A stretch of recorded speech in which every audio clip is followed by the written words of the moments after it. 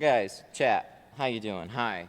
So if I were a client of yours and I brought this in to get tinted, what do you think this back is right here?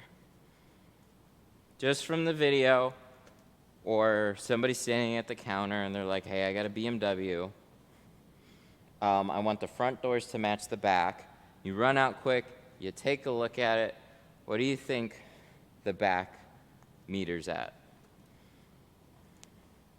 I'll give you a little bit of time. 20, 20, should be 20. Well, 18, 20. Oh, I like this. This is good. Well, let me tell you, that is why you get one of these guys. Tint meter. Doesn't have to be this particular one. I've had this one for a long time. God, everybody is saying 20. 20 to 25. 35. Ooh. Wow. So let's find out.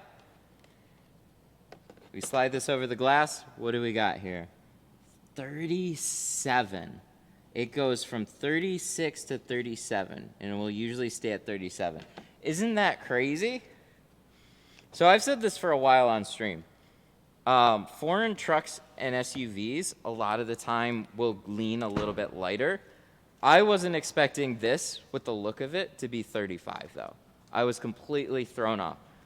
But my point is, if you ever thought you don't need a tint meter, you need a tint meter. So these are good for a couple of reasons. One, you just immediately know. Because I don't know how many times that I've like, lighting conditions will change a little bit. You'll be outside, somebody will ask you, and you're kind of just like, you're sitting there, you're eyeballing it, you're looking around, and you're like, yeah, that's definitely 20. On this one, I could have sworn it was 20.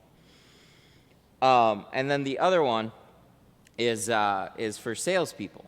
So if you've ever tinted a vehicle, okay, maybe not necessarily just sales, but if you've ever tinted a vehicle and the customer swore up and down you tinted the wrong shade, this puts a physical number on it, digital number. It puts a number on it that you can quantify, so you know exactly what is on there. Now, obviously, with the front, we have natural tint to the glass, so this isn't going to be 100%.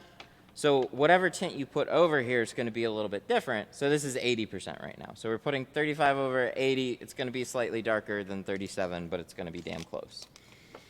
But yeah, that was crazy to me. So I highly recommend looking into tint meters.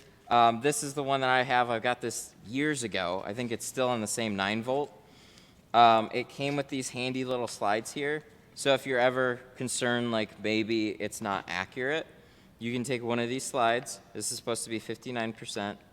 Put this guy in here. Oh, look at that. It's not complete. It's within 2% margin of error right there. Like I said, it's been a few years. Let's see what this is. It says 24.3%. This doesn't do point percents. Okay, so 23%. So we're pretty damn close. So you basically could bump that up even, and those front doors are maybe a slightly bit lighter than that. But just letting you guys know, tint meters can be some of your best friends sometimes.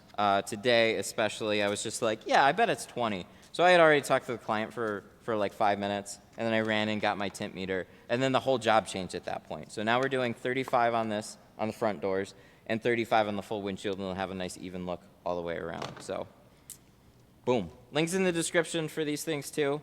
But man, that was such a great day to bring that up.